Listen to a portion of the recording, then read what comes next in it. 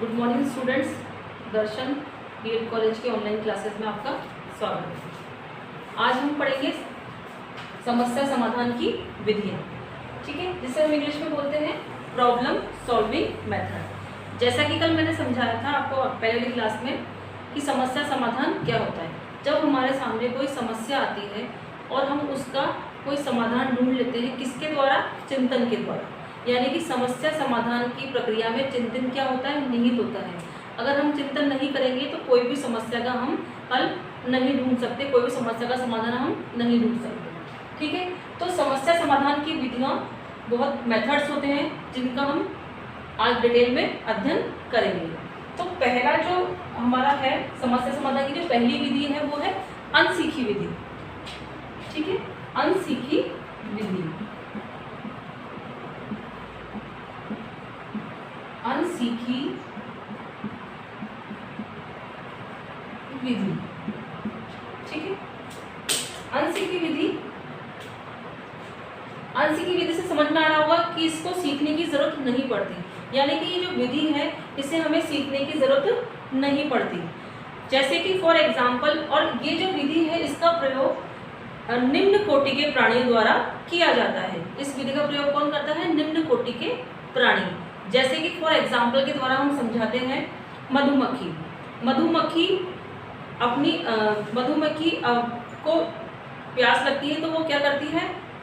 फूलों का रस चूसती है, ठीक है। तो फूलों का रस चूसने के टाइम पे उसके सामने बहुत समस्या आती है, अलग अलग तरह की अनेक प्रकार की समस्याएं, कठिनाइयां उसके सामने आ सकती हैं। तो जब वो फूलों का रस जो चूसेगी और तो क्या करेगी? जो कठिनाइयां उसके सामने आएगी तो वो क्या करेगी? डंक मारकर उस कठिनाई को दूर कर देगी। जैसे कि वो फूलों का रस चूस रही है तो किसी इंसान ने उसको भगाया तो क्या करेगी वो मधुमक्खी? उसे डंक मारकर उसके समस्या का हल वो खोज लेगी। यानी कि ये विधि कौन सी थी? अनसीखी विधि। इससे सिखाने की जरूरत नहीं पड़ी, उसको ये चीज पता है कि मेरे सामने कोई समस्या अगर आती है तो मैं क्या करूंगी? डंक मारकर उसका हल ढूंढ लूंगी। यानी कि अनसीखी विधि, जिसे हम अनसीखी विधि कहते हैं। नेक्स्ट है हमारी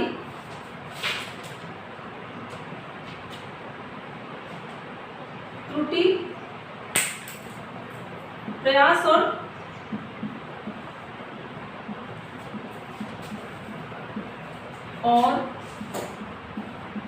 त्रुटि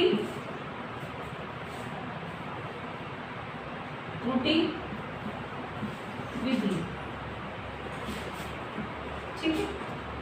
प्रयास और त्रुटि विधि, जैसे कि इस विधि का प्रयोग निम्न और उच्च कोटि के प्राणियों द्वारा किया जाता है। जैसे कि निम्न कोटि के प्राणी बहुत से हो सकते हैं, बिल्ली है, मधुमक्खी है, जो भी निम्न कोटि के जो हमारे प्राणी होते हैं हमारे समाज में, उनके द्वारा ये किया जाता है। और उच्च कोटि जैसे कि मानव वगैरह के द्वारा इसका प्रयोग किया जाता है। फॉर एग्जाम्पल के रूप में मैं समझाती हूँ। जैसे कि थॉर्नडाइक ने बिल्ली के ऊपर इसका प्रयोग किया था। उसने क्या करा? बिल्ली को एक पिंजरे के अंदर बंद किया और पिंजरे के बाहर एक भोजन रख दिया। पिंजरे के अंदर क्या था कि एक बटन था जिसको दबाने से वो पिंजरा खुलता था और वो बाहर आके अपना भोजन कर सकती थी। जब बिल्ली ने प्रयास किया, बहुत बार प्रयास किया, तो वो पिंजरा नहीं खुला। उसने बहुत पैर थपथपाया, धक्का मारा गेट को, पर नहीं खुल पाया, ठीक है। यानी कि उसने जो पहला प्रयास किया उसके अंदर उसने जो त्रुटि की थी वो अगले प्रयास के अंदर उसने वो त्रुटि नहीं करी। यानी कि उसने प्रयास और त्रुटि के द्वारा जैसे जैसे वो करती गई, एक दिन उसने कुछ गलती करी, फिर दूसरे दिन उस गलती को सुधारा, ऐसे करके एक दिन ऐसा आया कि उसका पैर उस खटके के ऊपर पड़ा, बटन के ऊपर पड़ गया और वो गेट खुल गया, तो वो उसको भोजन प्राप्त हो गया। यानी कि उसने किसके द्वारा सीखा? प्रयास और त्रुटि द्वारा। यानी कि हम प्रयास करके या फिर जो हमारे से गलतियां हैं उनको आगे ना करके हम हमारी समस्या का हल खोज सकते हैं, समस्या का समाधान हम ढूंढ सकते हैं। नेक्स्ट है हमारी थर्ड विधि, जिसे हम कहते हैं अंतर्दृष्टि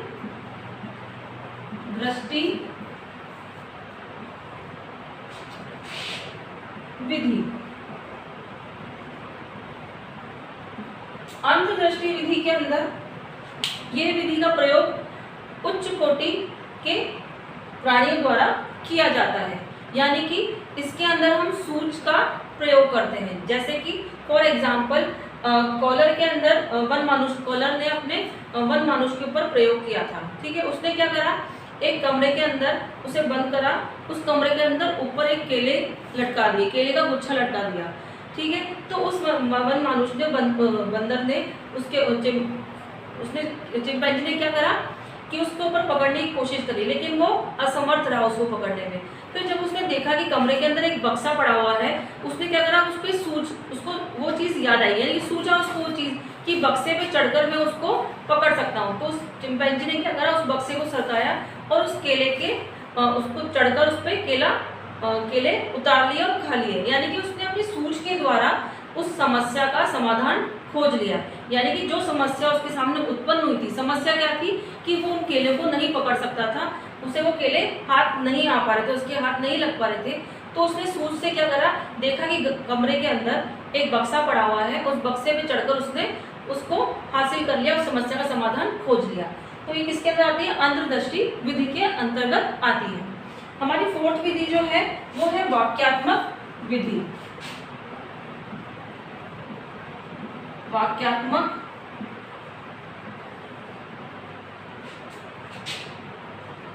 विधि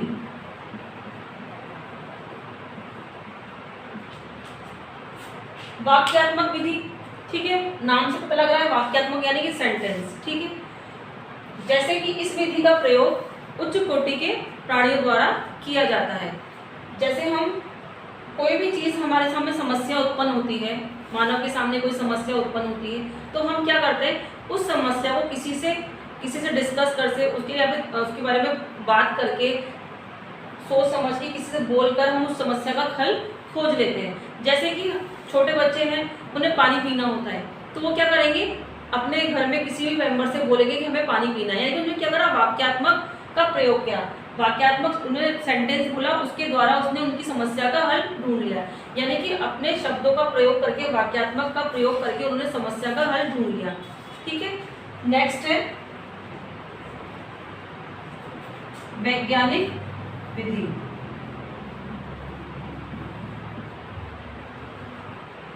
वैज्ञानिक विधि, वैज्ञानिक विधि साइंटिफिक मेथड। आज का प्रगतिशील मानव वैज्ञानिक पर बहुत ज़्यादा आधारित है। जैसे कि वैज्ञानिक विधि के अंतर्गत वैज्ञानिक विधि के अलग अलग सोपान होते हैं। पहला जो हमारा सोपान होता है वो होता है समस्या समझना। यानी कि वैज्ञानिक विधि के अंदर हम उच्च कोटि के लोगों से इसका प्रयोग करते हैं, उच्च कोटि के प्राणियों द्वारा इसका प्रयोग किया जाता है। तो इसके अंदर जो सोपान होते हैं, जब हमारे सामने कोई समस्या उत्पन्न होती है तो उसके बहुत सारे स्टेप्स होते हैं, सोपान होते हैं। तो पहला जो हमारा है वो होता है वैज्ञानिक विधि का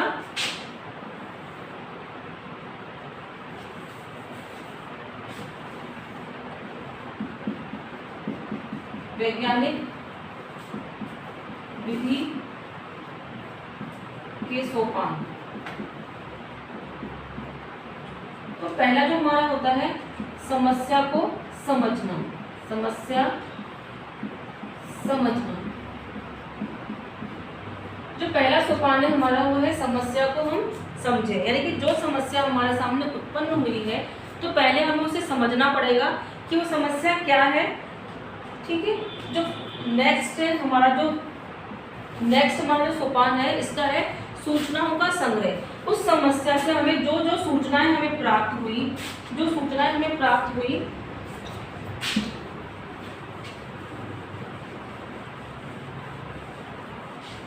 उस समस्या से संबंधित जितनी भी सूचनाएं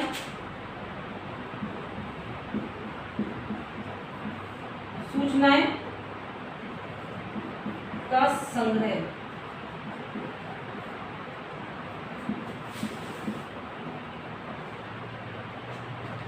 सूचनाओं का संग्रह यानी कि इस समस्या से जो भी हमें सूचनाएं हमारे पास इकट्ठी हुई, जो भी हमने इंफॉर्मेशन एकत्रित करी हैं, उनको हम पहले देखें।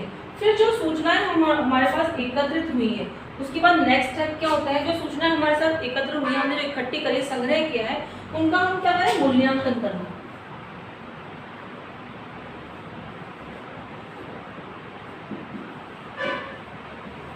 उसको उसका हम क्या करेंगे, मूल्यांकन करेंगे। यानी कि पहला क्या है, समस्या को समझेंगे हम, उसके बाद सूचनाओं का संग्रह करना, फिर जो सूचनाएं हमने संग्रह करी है उसका हम मूल्यांकन करेंगे। ठीक है, उसका मूल्यांकन हमें करना। फिर उसके बाद जो नेक्स्ट स्टेप होती है वैज्ञानिक विधि के अंदर, वो होती है संभावित समाधानों का परीक्षण। यानी कि जिस जो समाधान हम संभावित है उससे रिलेटेड है, संभावित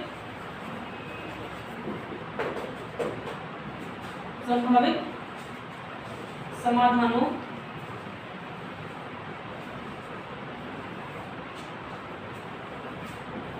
का परीक्षण।